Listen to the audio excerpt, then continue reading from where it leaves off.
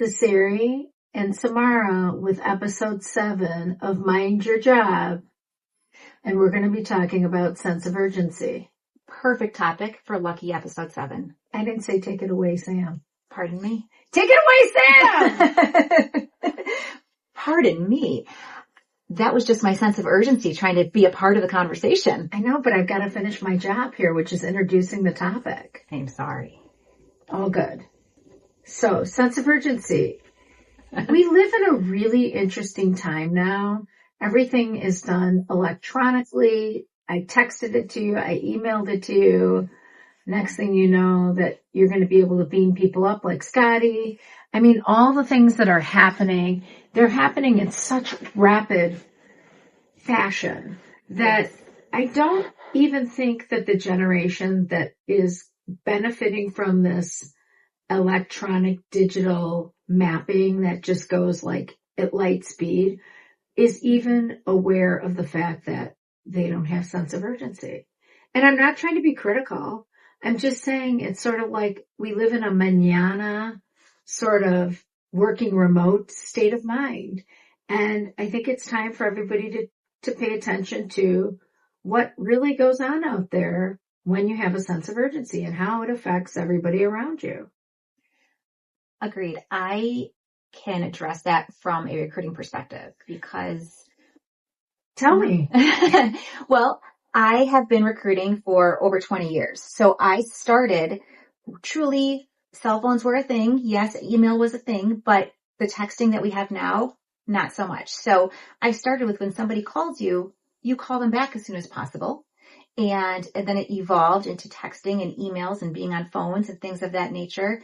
And the way that the recruiting world has shifted, it's that candidates, if you're an employer, candidates are being contacted all the time about different positions.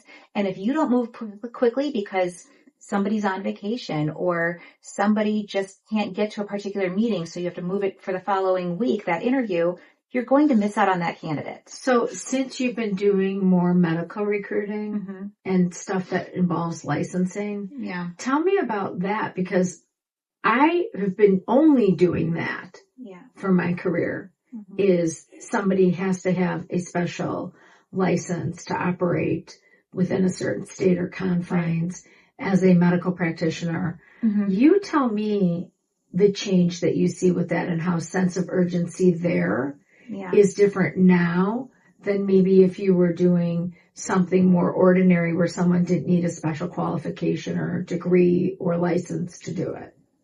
So it's twofold. One, it is managing the expectations of the employer.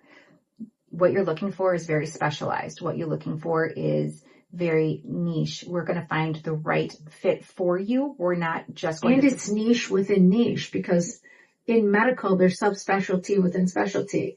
A dentist just isn't a dentist anymore. Right. There are dentists that are just general dentists that specialize in exodonture, which is taking teeth out, or orthodonture, which is straightening teeth, or periodonture, but they're not a periodontist, but they're doing a lot of perio work maybe, or cosmetic dentistry.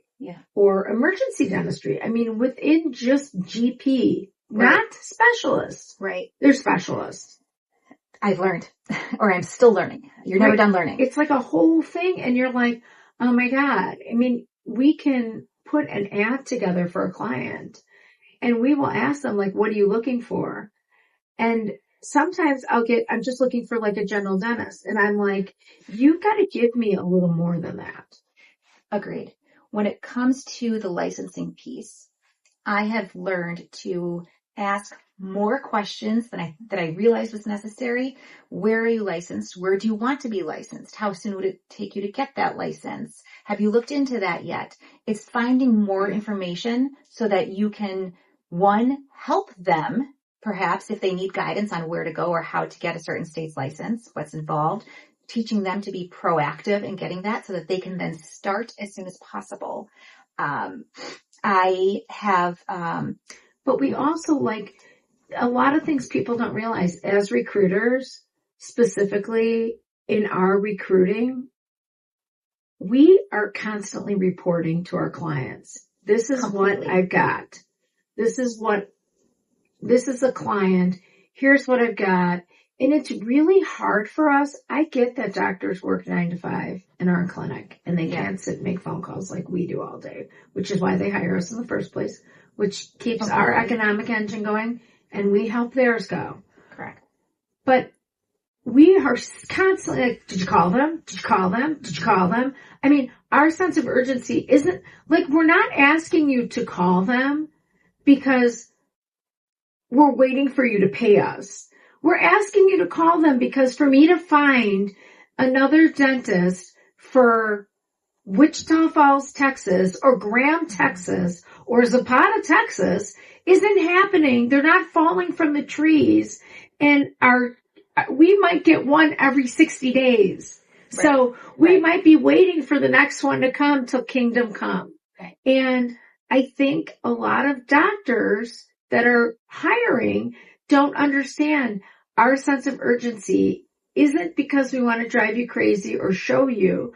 Our sense of urgency is because we can see what Indeed and LinkedIn are showing us, and your numbers are scarce. So you either get on this horse and ride it down the track and see where it goes, or tell me and I'll start looking for your next one that might come in 2027. So what I like to do is on that very first client intake call, what are you looking for? What are your must-haves? What are the intangibles? Yada, yada. Then it's okay, Mr. Employer, Doctor, Practice Manager. Let me tell you something now also, and that is when I call you, it's because I want to talk to you about something specific. I'm not calling to ask how the sunshine is in Texas. Trust me, I'm in Milwaukee. I don't want to know.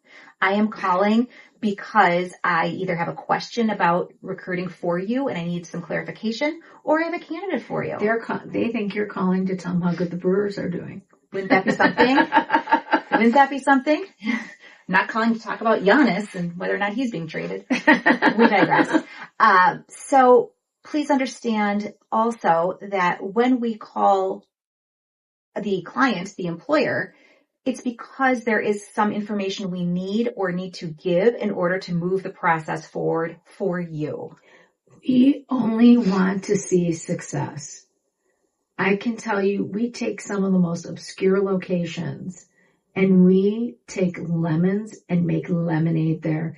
And it's some of the best lemonade we've ever made are some of these people that we find for obscure locations. The easy stuff everybody can do. The obscure, no one can do. And all we want to do is make it work for you. Both of us have been doing this for so long. We have the recipe right for the lemonade. We just need somebody on the other end to have the glass to pour it in.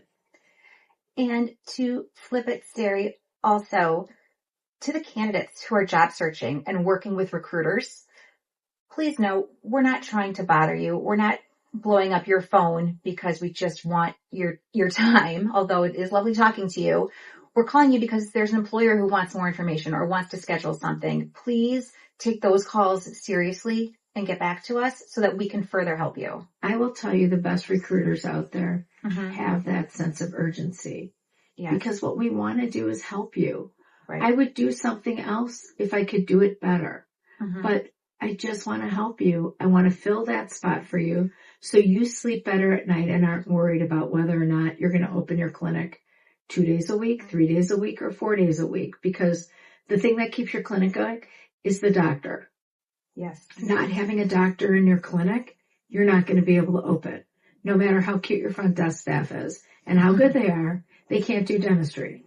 Legally. They can book appointments, but having that sense of urgency for you. Yes.